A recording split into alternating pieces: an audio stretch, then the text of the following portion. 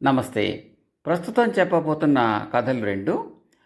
ఒకటి తేనెపిట్ట, రెండవది గుణశర్మ కథ. తేనెపిట్ట అనే కథ ఇద్దరు ఆఫ్రికా వాసులైన అన్నదమ్ముల మధ్య నడిచే కథ. ఇది మాయలు, మంత్రాలు, కొన్ని రకాల మూఢనమ్మకాలు ఉన్న నేపథ్యంలో జరిగిన కథ. చేత ఎల్ శాంతకుమారి గారు. పూర్వకాలం ఆఫ్రికాలోని ఒక పర్వత ప్రాంతపు అరణ్యంలో ఇద్దరు అన్నదమ్ములు ఉండేవారు.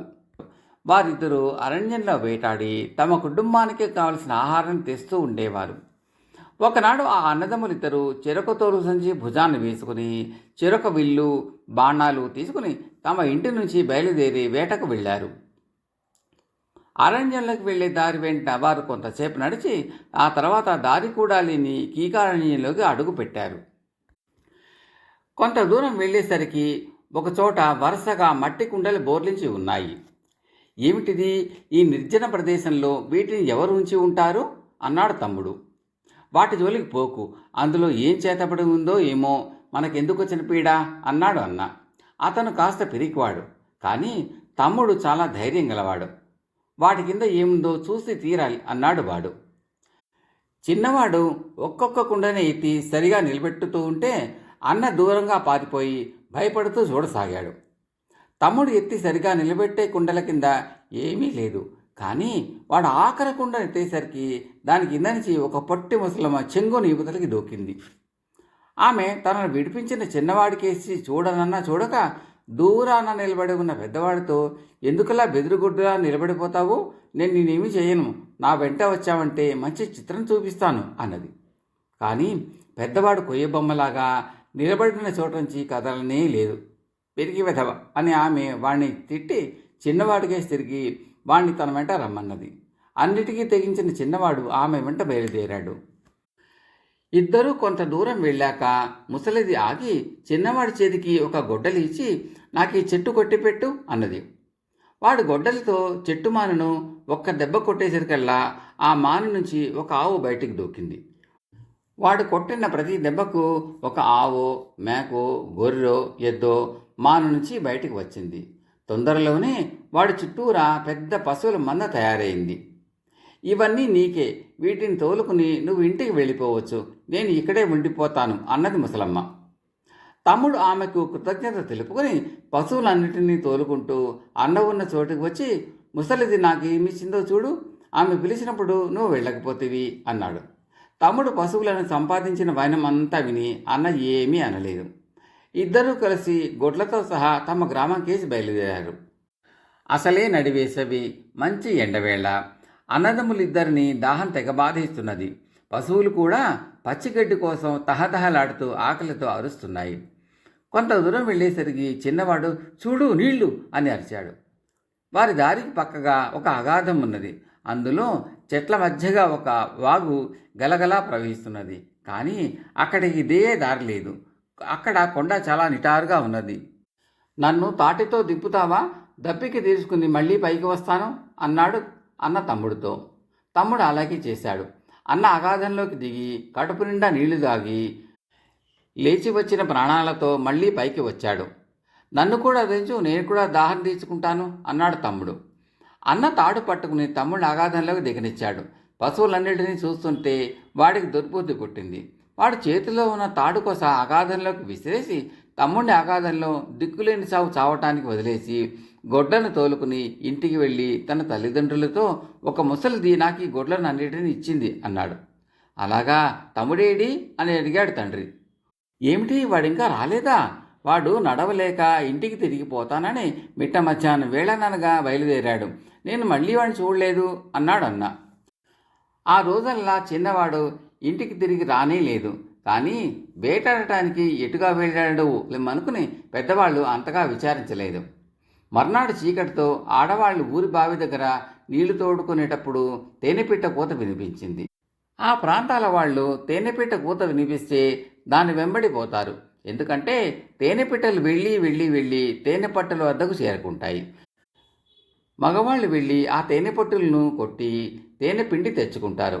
అందుచేత ఆ స్త్రీలు గబగబా తమ ఇళ్లకు వెళ్ళి తమ మగవాళ్లతో, తొందరగా పదండి, తేనెపిట్ట కూస్తున్నది అన్నారు. అన్నదమ్ముల తండ్రి మరికొందరు గ్రామస్తులు తేనెపెట్టి కూతను బట్టి బయలుదేరారు. అది వారిని చాలా దూరం తీసుకుపోయింది. సాధారణంగా తేనెపెట్టె కూత తేనెపట్టుకు కొద్దిపాటి దూరంలోనే వినిపిస్తుంది. కానీ ఈ పిట్ట మాత్రం ఎంత దూరం వెళ్ళినా ఆగటం లేదు. అందుచేత చాలామంది మగవాళ్ళు మళ్ళీ తిరిగి వెళ్ళిపోయారు. అన్నదమ్ముల తండ్రి మరికొద్ది మంది మటుకు ఇంకా కొంత దూరం వెళ్ళాలి అని నిశ్చయించుకున్నారు. తేనెపిట్ట వెళ్ళి చప్పున అగాధంలోకి దిగిపోయింది. అందులో తేనెపట్టు ఉన్నప్పటికీ ప్రయోజనం లేదు. అందుచేత ఆ పిట్ట వెంట వచ్చిన వాళ్ళంతా కూడా చాలా నిరాశ చెందారు. అన్నదమ్ముల తండ్రి అగాధంలోకి దొంగి చూశాడు. అతనికి పిట్ట జాడ కనిపించలేదు, కానీ మనిషి జాడ కనిపించింది. అస్పష్టంగా కంఠం కూడా వినిపించింది. నా కొడుకు వాడే అగాధంలో ఉన్నాడు అని తండ్రి కేకపెట్టాడు. నలుగురు కలిసి అగాధంలోకి తాడు జార్చి చిన్నవాడిని పైకి లాగారు. చిన్నవాడు చెప్పిందంతా విని తండ్రి బలబలా ఏడ్చాడు. పెద్దవాడు ఇంత నీచానికి పాల్పడతాడని నేను ఎన్నడూ అనుకోలేదు. నీకు ఇంత ద్రోహం చేశాడా? ఆ తేనెపిట్ట పుణ్యాన్ని నువ్వు బతికావు, కానీ లేకపోతే నీ గతి ఏమై ఉండేది అన్నాడు. ఆ పెద్దవాడిని నిలువునా చీల్చాలి, పాపిష్టి పెదవ అన్నారు మిగిలిన వాళ్ళు. కానీ పెద్దవాడు ఎలా తెలిసిందో తన తమ్ముడు అగాధంలోంచి పైకి వచ్చేసినట్టు తెలిసింది. తన తండ్రి తమ్ముడు ఇల్లు చేరేలోపుగా వాడు ఇల్లు గ్రామము విడిచి ఎటో పారిపోయాడు. వాడి జాడ మరి తెలియరాలేదు. కథ సమాప్తం. రెండవ కథ గుణశర్మ కథ. ఇది కథాసరిసాగరంలోని ఒక కథ. ఈ కథల సంపుటి కథాసరిసాగరం పేరుతో 11వ శతాబ్దంలో కాశ్మీర దేశపు వాసి అయిన సోమదేవుడు, ఆ దేశపు రాజు అనంతుడి భార్య అయిన సూర్యవతి వినోదార్థం సంకలనం చేసిన కథలుగా తెలుస్తోంది. గుణశర్మ కథ. పూర్వకాలం ఉజ్జయిని నగరంలో ఆదిత్య శర్మ అనే బ్రాహ్మణ యువకుడు ఉండేవాడు. అతను ఒక సన్యాసితో స్నేహం చేశాడు. ఆ సన్యాసి యక్షిణీ విద్య సాధించినవాడు. అయితే ఆ యక్షిణి విద్యున్మాల అనే యక్షిణికి చెలికత్తే. ఆ యక్షిణి ద్వారా ఆదిత్య శర్మ అందరూ యక్షిణులలోకి ఉత్కృష్టురాలు సులోచన అనే యక్షిణి అని గ్రహించి దక్షిణ దేశానికి వెళ్ళి విష్ణుగుప్తుడు అనే సన్యాసి ద్వారా సులోచన మంత్రవిధి నేర్చుకుని సంపూర్ణ హోమం చేసి సులోచన విద్యను సిద్ధింపజేసుకున్నాడు. తన వెంట ఉంటూనే 6 మాసాల బ్రహ్మచర్యం అవలంబించినట్టయితే ఆదిత్య శర్మకు సర్వజ్ఞుడైన కొడుకును కంటాను అని మాట ఇచ్చి సులోచన అతన్ని తన విమానంలో అలకాపురికి తీసుకుపోయింది.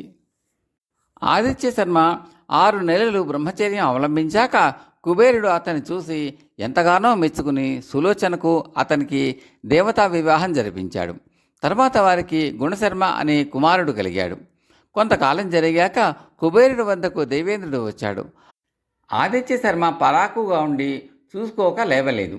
అది చూసిన ఇంద్రుడు, నువ్వు ఈ లోకంలో ఉండతగు, మానవ లోకానికి వెళ్ళిపో అని శపించాడు. అలాంటి శిక్ష తన భర్తకు ఇవ్వవద్దని సులోచన ఇంద్రుడిని వేడుకున్నది. నా మాట వృధా కారాదు, అతను వెళ్ళకపోతే అతని కొడుకైనా మానవ లోకానికి వెళ్ళి తీరాలి అన్నాడు ఇంద్రుడు.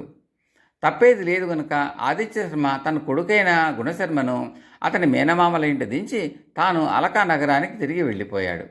గుణశర్మకు ఉజ్జయిని రాజైన మహాసేనుడితో స్నేహమైంది. గుణశర్మ దేవతాంశ గలవాడు, సకల విద్యలు తెలిసినవాడు, మహాసూరుడు, గొప్ప అందగాడు. రాణి అయిన అశోకవతికి గుణశర్మ మీద మోహం పుట్టుకొచ్చింది. ఆమె తన భర్తను అడిగి గుణశర్మ దగ్గర వీణ వాయించడం నేర్చుకుని ఆరంభించింది. ఒకనాడు ఎవరూ దగ్గర లేని సమయంలో రాణి మనసు విప్పి అతనిపై తనకు గల కోరికను చెప్పేసింది. గుణశర్మ ఆమె బుద్ధి మనస యత్నించాడు. తన బుద్ధి మారదని, గుణశర్మ తన కోరిక తీర్చకపోతే అతన్ని చంపి తాను చస్తానని రాణి అన్నది. అలా చావటానికి తనకు అభ్యంతరం లేను అన్నాడు గుణశర్మ. అప్పటికీ వదలక ఆమె అతన్ని తన కోరిక తీర్చమని కాళ్ళ వేళ్లా పడింది. తొందరపడవద్దని, ఆమె కోరిక తీర్చుతానని గుణశర్మ అబద్ధపు వాగ్దానం చేసి అప్పటికి తప్పించుకున్నాడు. కొద్ది రోజులు గడిచాక మహాసేనుడు సోమకుడు అనే శత్రువుతో యుద్ధం ప్రారంభించాడు. ఆ సమయం చూసి గౌడరాజైన విక్రమశక్తి అనే మరొక శత్రువు మహాసేనుడిపైకి యుద్ధానికి వచ్చాడు. ఇద్దరు శత్రువుల మధ్య ఇరికిన తన రాజును కాపాడటానికి గుణశర్మ అంతర్ధాన విద్య ద్వారా అర్ధరాత్రి వేళ విక్రమశక్తి శిబిరానికి వెళ్ళి ఆ రాజును నిద్రలేపి, రాజా, నేను విష్ణు దూతను, విష్ణు భక్తుడివి గనక నన్ను ఆ దేవుడు పంపి నీకు సలహా ఇవ్వమన్నాడు. నువ్వు మహాసేనుడితో సంధి చేసుకుని తిరిగి పోకపోతే నీకు నీ సేనకు ఘోర ప్రమాదం ఉన్నది అన్నాడు. విక్రమశక్తి ఈ విష్ణుదూతను నమ్మి మహాసేనుడితో సంధి చేసుకుని సైన్యంతో సహా తిరిగి వెళ్ళిపోయాడు. మహాసేనుడు సోమకుని జయించాడు. తర్వాత కొద్ది కాలానికి మహాసేనుడికి విక్రమశక్తికి మధ్య దారుణమైన యుద్ధం జరిగింది. అందులో ప్రబల శత్రువులైన ఇద్దరు రాజులు కత్తి యుద్ధానికి తలపడ్డారు. ఆ ద్వంద్వ యుద్ధంలో మహాసేనుడు కాలు జారి పడిపోయాడు. వెంటనే విక్రమశక్తి అతన్ని చంపాలని కత్తి ఎత్తాడు. సమీపంలో ఉన్న గుణశర్మ చక్రం ప్రయోగించి విక్రమశక్తి ఎత్తిన చేతిని నరికేశాడు. వెంటనే పరిహతో విక్రమశక్తిని చంపేశాడు. విక్రమశక్తి చావడంతో అతని రాజ్యం మహాసేనుడిది అయ్యింది. గుణశర్మ తన ప్రాణాలను అప్పటికి 5 సార్లు కాపాడాడు అని లెక్కగట్టి, బ్రాహ్మణ, నీ రుణం ఎలా తీరుతుంది అన్నాడు మహాసేనుడు. మహాసేనుడితో పాటు గుణశర్మ ఉజ్జయినికి తిరిగి రాగానే రాణి అశోకవతి తిరిగి అతన్ని పీడించసాగింది. కానీ గుణశర్మ ఏమాత్రం చెల్లించలేదు. చివరకు అశోకవతికి రోషం వచ్చి గుణశర్మ తనను బలాత్కరించబోయాడని రాజుతో అన్నది. రాజు ఆమె మాటలు నమ్మి గుణశర్మను చంప నిశ్చయించాడు. అయితే ఇది బహిరంగంగా చేయటానికి ఆయనకు ధైర్యం చాలలేదు. అతను రాజు ప్రాణాలను చాలాసార్లు కాపాడిన సంగతి అందరికీ తెలుసు. గుణశర్మ తన భార్యను చెరసబోయాడని నలుగురికి తెలియనివ్వటం కూడా తన యశస్సుకు భంగమే. అందుచేత మహాసేనుడు గుణశర్మను యుక్తిగా చంప నిశ్చయించాడు. ఒకనాడు నిండు సభలో రాజు, ఈ గుణశర్మ కంటే నాకు ఆప్తులు లేరు అని ఇతన్ని అందలమెక్కించాను. ఒకప్పుడు నా శత్రువైన విక్రమశక్తి తన వేగుల వాణ్ణి నాకు వంటవాడుగా పంపి నాకు విషం పెట్టించే యత్నించాడు. అప్పుడు ఈ గుణశర్మ నన్ను ఆ విషపు పచ్చడి తినకుండా చేసి నా ప్రాణం కాపాడినట్టు నటించాడు. కానీ అదంతా ఒక నాటకం. ఈ గుణశర్మ నాకు ద్రోహం చేసి విక్రమశక్తి దగ్గర డబ్బు సంపాదించాలని యత్నించి రాయబారాలు నడిపాడు. డబ్బు వృధా చేయటం దేనికని విక్రమశక్తి వంటవాడిని పంపి నాకు విషం పెట్టించే యత్నించాడు. గుణశర్మ పెద్ద రాజద్రోహి అన్నాడు. ఈ కట్టుగోల ఎవరి కల్పన అనే గుణశర్మ రాజును అడిగాడు. పచ్చడిలో విషం ఉన్న సంగతి నీకు అసలు ఎలా తెలిసింది అని రాజు గుణశర్మను ఎదురు ప్రశ్నించాడు. ప్రజ్ఞ గల వాడికి అన్నీ తెలుస్తాయి అన్నాడు గుణశర్మ. రాజు అతన్ని చంపబోయాడు. గుణశర్మ తప్పించుకుని తన పైకి వచ్చిన రాజ్యభటులను చంపుతూ అంతర్ధాన విద్యతో అందరి కళ్ళు కప్పి ఉజ్జయిని నుంచి బయటపడి దక్షిణ దిశాన్ని బయలుదేరాడు. ఒక గ్రామంలో ఒక మర్రిచెట్టు కింద అగ్నిదత్తుడు అనే బ్రాహ్మణుడు తన శిష్యుల చేత అధ్యయనం చేయిస్తున్నాడు. గుణశర్మ అక్కడికి వెళ్ళి ఆ బ్రాహ్మణుడికి నమస్కారం చేశాడు. అగ్నిదత్తుడు గుణశర్మ ద్వారా అతని తండ్రి కథ, అతని కథ విని, బాబు, ఈ గ్రామం నా అగ్రహారమే, మా ఇంటికి రా, ఇక్కడ నువ్వు సుఖంగా ఉండవచ్చు అన్నాడు. అగ్నిదత్తుడు ఇల్లు పుష్కలమైనది. అన్ని సంపదలతో పాటు ఆయనకు సుందరి అనే చక్కని చుక్క అయిన కుమార్తె కూడా ఉన్నది. సుందరిని గుణశర్మ చేసుకుంటే బాగుంటుందని బ్రాహ్మణుడికి తోచింది. ఆ పిల్ల భవిష్యత్తు ఎలాగుంటుందో సాముద్రికాన్ని బట్టి చెప్పించుకునే మిష మీద ఆమెను ఆ బ్రాహ్మణుడు గుణశర్మకు చూపాడు. ఈమెకు ముక్కు మీద వక్షం మీద పుట్టుమచ్చలు ఉన్నాయి, అందుచేత ఈ పిల్లకు సబతులు ఉంటారు అన్నాడు గుణశర్మ. అది ఒక అశుభం అనరాదులే, సవతులు ఉంటారంటే సంపన్నుడే దాన్ని చేయబడతాడన్నమాట. పిల్లలో ఇతర అశుభ లక్షణాలు ఏమీ లేవు కదా అన్నాడు అగ్నిదత్తుడు. సలక్షణమైన పిల్ల, అశుభాల మాటే లేదు అన్నాడు గుణశర్మ. కొన్ని రోజులు గడిచాక అగ్నిదత్తుడు గుణశర్మతో, నాయన, మా సుందరిని పెళ్ళాడి ఇక్కడే ఉండిపో, వేరే ఏ దేశమో పోవటం దేనికి అన్నాడు. అయ్యా, అంతకంటే నిజంగా కోరదగినది ఏముంది? కానీ ఉజ్జయిని రాజు అకారణంగా నాకు చేసిన అన్యాయానికి నేను ఎంత కుమిలిపోతున్నానో మీకు తెలియదు. నేను ఏ సుఖము అనుభవించలేని స్థితిలో ఉన్నాను అన్నాడు గుణశర్మ. ఇంత పండితుడివి నీవు కూడా ఇలా మాట్లాడతావేమిటి? మూఢుడు చేసిన అవమానం నీలాంటి పవిత్రుణ్ణి అంటుతుందా అన్నాడు అగ్నిదత్తుడు. ఉజ్జయిని ఇక్కడ ఈ దగ్గరలోనే ఉన్నది. ఆ రాజు నాకేదైనా హాని తలపెట్టవచ్చు. నేను తీర్థయాత్రలు చేసుకుంటూ జీవితం ముగిస్తాను అన్నాడు గుణశర్మ. శాస్త్రోక్తంగా అగ్నికార్యము పితృకార్యము చేసుకోలేని వాళ్ళకే తీర్థయాత్రలు. నీకోసం చక్కని పాతాళ గృహం కట్టిస్తాను. నా కుమార్తెని పెళ్ళాడి నరమానవుడి కంటపడకుండా అందులో సుఖంగా ఉండు అన్నాడు అగ్నిదత్తుడు. సుందరిని పెళ్ళాడదామంటే వద్దనేవారు ఉంటారా? కానీ పెళ్ళి ఇప్పుడు కాదు. నేను ఆ దేవుణ్ణి ఆరాధించి కృతజ్ఞుడైన మహాసేనుడికి ప్రాయశ్చిత్తం చేసి ఆ తర్వాత పెళ్లి చేసుకుంటాను అన్నాడు గుణశర్మ. అగ్నిదత్తుడు అతనికి చక్కని పాతాళ గృహం కట్టించి అందులో గుణశర్మను ప్రవేశపెట్టి తన గురువు ఉపదేశించిన కుమార మంత్రాన్ని అతనికి ఉపదేశించాడు. గుణశర్మ సుందరి చేత సేవలు పొందుతూ కుమార మంత్రం ఆరాధించి కుమారస్వామిని ప్రత్యక్షం చేసుకుని అక్షయధన కోసం సంపాదించాడు. ఆ తరువాత అతను సుందరిని పెళ్లాడి సైన్యాలను సమీకరించుకుని ఉజ్జయినిపై దండెత్తి వెళ్ళి మహాసేనుని జయించి అశోకపతి దుర్మార్గాన్ని బహిరంగంగా చాటి ఉజ్జయిని సామ్రాజ్యాన్ని తానే రాజే అనేక మంది రాజకుమార్తెలను పెళ్లాడి చక్రవర్తిత్వం సంపాదించి సుఖంగా ఉన్నాడు. కథ సమాప్తం. కథను విన్న శ్రోతలకు మనది, మీకు ఈ కథ నచ్చితే లైక్ చేయండి, బంధుమిత్రులతో షేర్ చేయండి. అదేవిధంగా ఇప్పటి వరకు మీరు నా ఈ ఛానల్కు సబ్స్క్రైబ్ చేయకపోతే సబ్స్క్రైబ్ చేయండి, చేసి గంట సింబల్కి ఆల్ కూడా నొక్కండి. మీ సూచనలు సలహాలు కామెంట్ల రూపంలో తప్పక తెలపండి. Thank you very much.